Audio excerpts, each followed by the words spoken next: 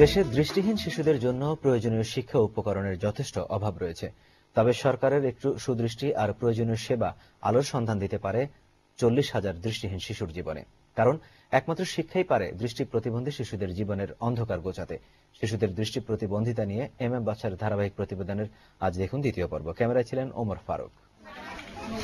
যে মানুষটির জীবনে পৃথিবীর আলো এক মুহূর্ত চোখে পড়েনি, তার সবই যেন মিথ্যে। সুন্দর পৃথিবীতে পা রেখেও যেন অন্ধকার এক জীবন। কিন্তু নিষ্পাপ এই ছোট্ট শিশুরা যখন অন্ধত্বের অভিশাপ বয়ে বেড়ায়, তখন কেমন লাগে? সমাজে সবার ভালোবাসা আর সহানুভূতি অনেক সময়ই ভাগ্যে জুটে না এদের। সারা বিশ্ব যখন অন্ধ শিশুদের নিয়ে কাজ করছে, তখনও অবহেলা আর অনাদরে এদেশের শিশুরা। তবে সম্প্রতি চাইল্ড সাইট ফাউন্ডেশনের মতো কিছু বেসরকারি প্রতিষ্ঠান এদের শিক্ষার জন্য কাজ করে যাচ্ছে। এই পর্যাপ্ত শিক্ষার প্রশিক্ষণের জন্য সরকারের এগিয়ে আসা উচিত। আমি মনে করি যারা স্বাস্থ্য বিষয়ক এনজিও, যারা প্রতিবন্ধীদের নিয়ে কাজ করে, তাদেরও এগিয়ে আসা উচিত। দাতা সংস্থার সাহায্যপুষ্ট কিছু প্রতিষ্ঠানের কারণে শিক্ষার সুযোগ হলেও বিনোদন আর পুনর্বাসনের ঘাটতি রয়েছে পুরোটাই।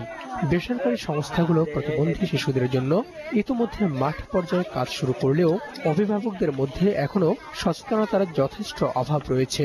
অনেক ধরনের প্রশ্ন বলে এরা, যেমন বলে যে এটা অভিশাপের কারণে হইতেছে জন্মান্ধটা, এটা বলে। তারপরে আবার অনেকে বলে যে গর্ভকালীন সময়ে বিভিন্ন সমস্যা হইতে পারে। শিক্ষা দেওয়ার পর তারা এখন বলতেছে যে দৃষ্টি প্রতিবন্ধীরা এইভাবে শিক্ষা করতে পারে, শিক্ষা গ্রহণ করতে পারে, এটা আসলে আমার ধারণা ছিল না।